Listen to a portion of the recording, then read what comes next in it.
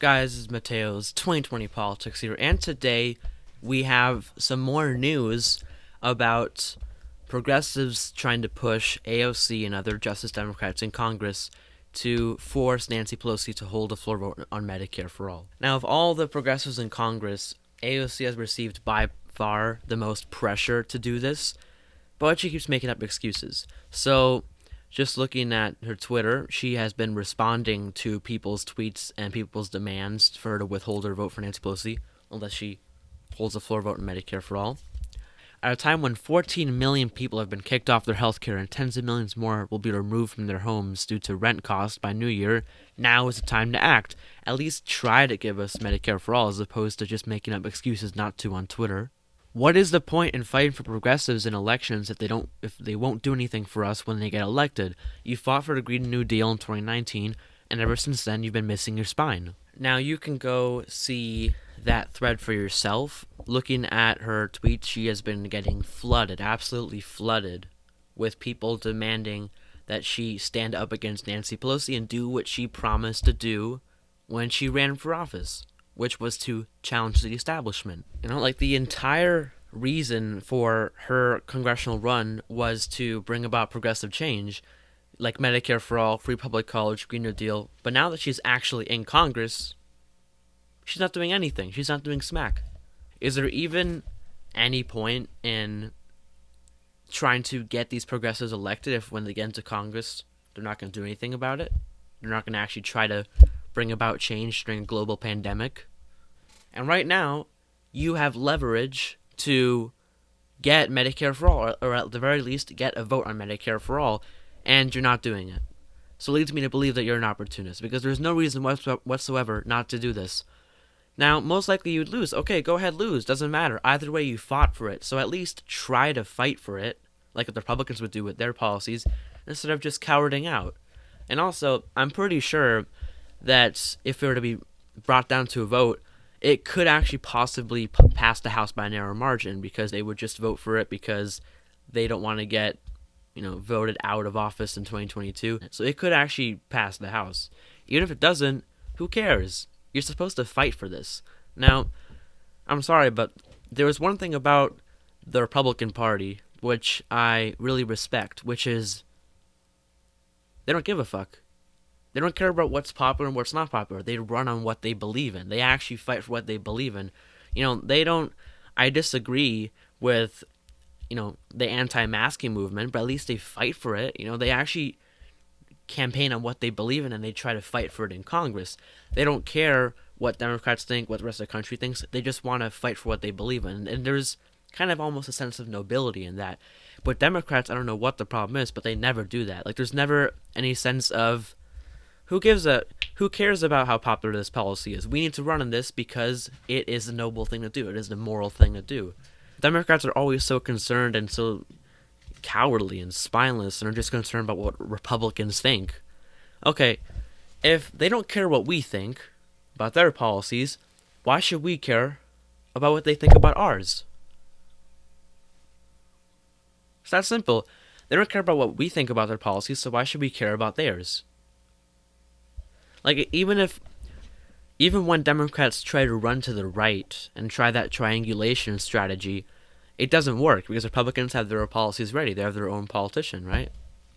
So, come on, we have to stop thinking of policies through the lens of what do the Republicans think, because they don't care about what we think. They couldn't care less about what we think, about what they believe in. They just run on what they believe in, So you see Republicans pushing for blah blah blah blah blah blah blah blah, but someone like AOC can't just push for Medicare for all when she clearly has the opportunity to do so. She's in Congress during a global pandemic, which has absolutely wrecked the U.S. economy. Our economy was just set up for disaster with its capitalist system. You have leverage. You have a policy here which has a 72% approval rating, according to Fox News. And then you've got a politician named Nancy Pelosi who is in the other 28%. You have the leverage. The American people are on your side. you can easily fight for this and get this done. You could just keep promoting the fact that it's popular. And even if it wasn't popular, like, still fight for it. I mean, this is something that the rest of the developed world already has. The UK has it. France has it. Denmark has it. The rest of the world, basically. All of Europe. But somehow we, the richest country on Earth, don't have it? It doesn't make sense, really. So even from a moral standpoint, we should fight for it. You know, considering the fact that so many people, up to 30,000, die every year due to health insurance costs. And it's probably way more in the midst of a pandemic. So not only is this good politics, not only is Medicare for All good politics, it's also just good policy. It's good on morals and on ethics. So I really want progressives to keep pushing on this. And I know what you're thinking. She's not going to read those tweets. Well, no. When you comment on our tweets, just one comment saying push Nancy Pelosi, threaten to boycott a vote for her unless she plans to, and she pledges publicly to hold a vote on Medicare for All.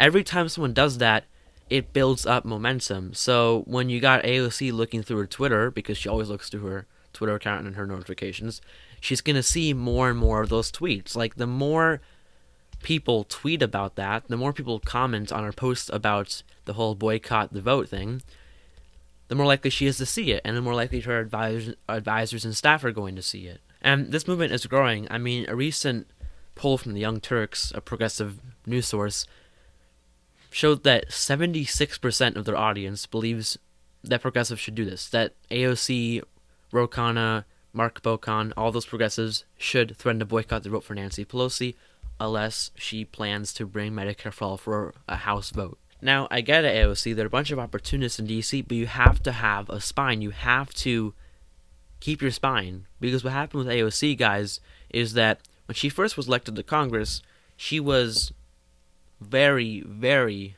spineful, if that's a word. She stood up to Nancy Pelosi. She stood up to Chuck Schumer. She fought for the Green New Deal with Ed Markey. Now what's she doing? She's just handing a vote to Nancy Pelosi with nothing in return.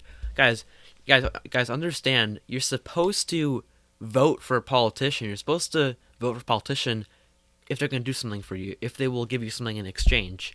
You don't vote for somebody who's going to screw you over. So, AOC, she has the chance now to fight for Medicare for All. She has the leverage. She's got the votes. She's got the squad, her and every Democrat in the House that's in favor of Medicare for All. Easily more than 10 people. Easily more than 10 people. So understand, guys, that she has the leverage to do this. She has the opportunity to get a full vote on Medicare for All. She's not doing it. She could save lives, and she's not doing it. So I actually am starting to believe that she is a political opportunist. Because there was no excuse for not doing this. But right now on Twitter, she is just making non-stop excuses as to why she shouldn't do this. Why she shouldn't save lives and fix our corrupt system.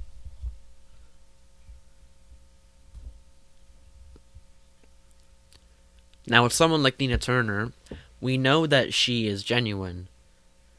We know that she has been working in the Sanders campaign for the past 4 years, in 2016 and 2020. And with someone like her, she didn't support Joe Biden or Donald Trump. So I trust that she will bring the fight to Nancy Pelosi, and I'm very sure that if she were currently in the House, she would have threatened to boycott her vote for Nancy Pelosi.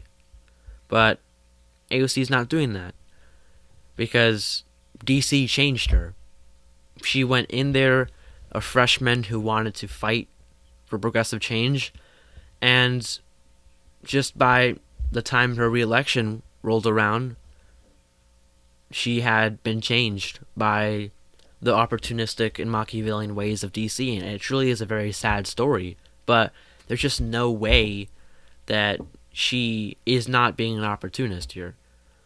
Like, there's no reason that she shouldn't be pushing for Medicare for All. In case you guys don't know what's actually going on, what the actual plan was, the plan was to make 10 progressives, 10 is an important number, threaten to boycott their votes for Nancy Pelosi unless she pledged to bring a floor vote to Medicare for All. Now, why 10? You may be wondering. Democrats have 10 more seats than Republicans in the House, so if just 10 Democrats were to boycott the vote, or threaten to do it at least, That would scare her because that could make the Republicans win. If she believes the Republican could win and she believes she could lose her status as Speaker, that's going to give her a run for her money. So understand, we have to keep pushing for this because this is the moral thing to do. If we're not going to fight for Medicare for all now, when are we going to do it? When? We're in a pandemic. We need it now. Now more than ever. Thank you for watching this video, guys. Have a nice day, and I'll see you later.